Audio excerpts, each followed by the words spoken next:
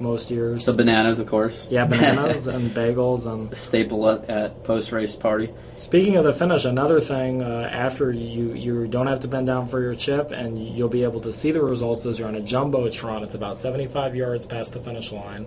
This is one of the most gorgeous areas Definitely. on the run. A lot of spectators are packed on these streets, and This is a good area to run, and you got really good weather when you videotape it here. Last year was probably the worst it's ever been there.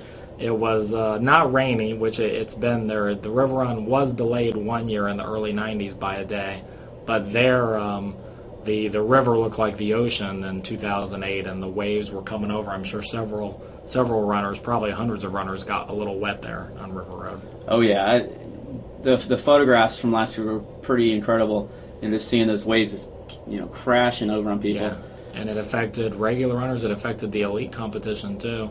Obviously, this is a good residential area we're showing here, and you'll see a lot of fans in their yards here. Some people will play some practical jokes. There was a guy with a fishing pole with a donut on the end one year. You'll see mannequins buried into the ground. They look like runners who just couldn't quite make it past mile 5 here. So.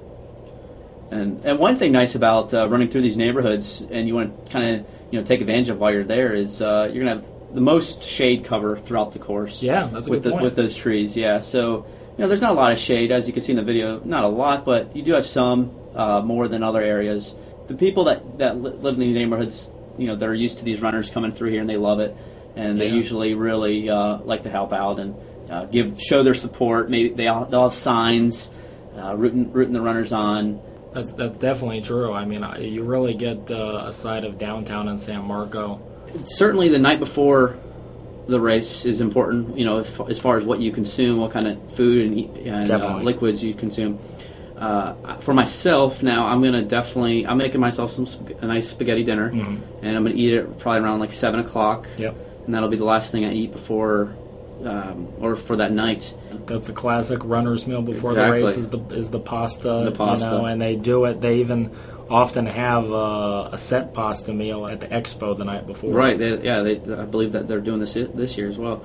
And also, hydration is unbelievably key. And there's a lot of medical tents set up throughout this course, and usually that's the number one reason people need medical attention is because of dehydration. Yeah. And this Saturday is going to be a very hot Saturday. It's going to be pretty much the temperatures we've had this week, upper 70s, lower 80s. I mean, if you're running past one of the water stations, whether it's water or Powerade or whatever, take advantage of that. Take something. Throw some on your face, drink some. Yeah.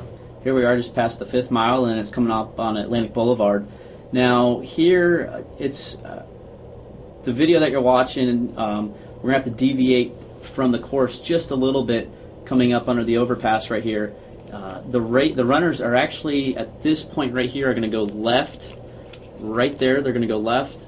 And then, now obviously I had to go right because I have to go with the flow of the traffic. But the runners are going to be on the other side of the road. There'll be plenty of signs on race day. There'll be cones everywhere. Yeah, and just follow the person ahead of you. There's going to be 13,000 finishers. Maybe we'll be up to 13,000 this year.